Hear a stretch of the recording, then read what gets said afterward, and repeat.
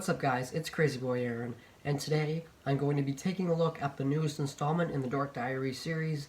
So I recently finished reading it, so let's see if the 10th anniversary of Dork Diaries was a hit or a miss. This is Dork Diaries 14, Tales from a Not-So Best Friend Forever.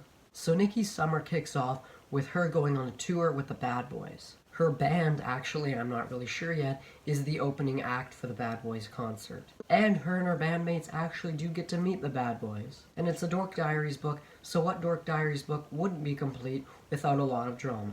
Mackenzie threatens to turn Fuzzy Friends into a parking lot, so in order to save Fuzzy Friends, Nikki has to make a deal with Mackenzie where she can meet the Bad Boys.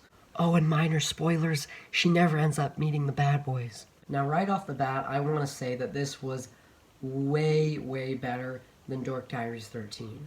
This improves on a lot of aspects of Dork Diaries 13, but it still isn't without its own problems. First, I'll start off with what I liked. Every book, there is a diary entry involving Nikki and her family and some crazy situation they got into. And I really did enjoy the situation they got into in this book. I also really appreciated how developed the Bad Boys characters were. Each of them are actually developed good, which I was not expecting. I was expecting them to just be throwaway characters, but that honestly surprised me. I also really appreciated how much less illustrations were in this book. In previous books, it seems like there were always a lot of illustrations when there really didn't need to be. We got what was happening from the writing, and I'm happy to say that this book doesn't have any unnecessary illustrations.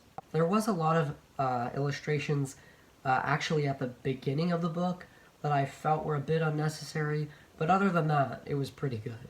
I enjoyed having the big splash page near the end of the book because of the book not having a lot of illustrations, so it was well deserved. Now for the stuff I didn't like. First, every now and then, in between chapters sometimes, there'll be this quiz about the Bad Boys that you have to read, and I just found like it got in the way of the story, and it really wasn't needed. You don't need to read these. They're not like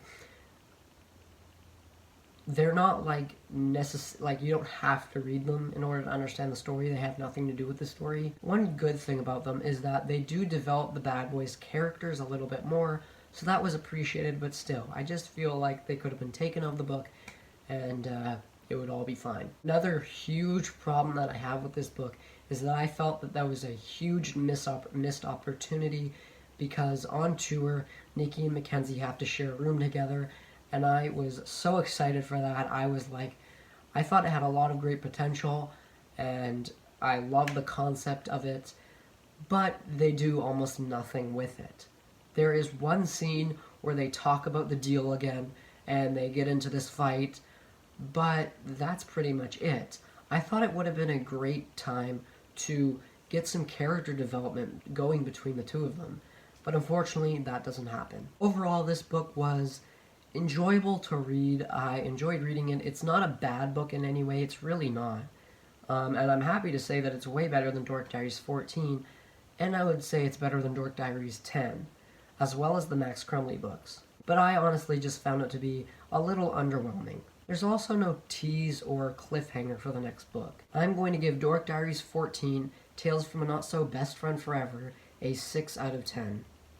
So those were my thoughts on Dork Diaries 14. Again, it's not a bad book. It was very enjoyable, and I'm glad to say that it was near being pretty good, but you know. So I hope you guys enjoyed this video. My next video will be my special Halloween video that's going to be released on Halloween. I will see you guys in the next video. Have a good night.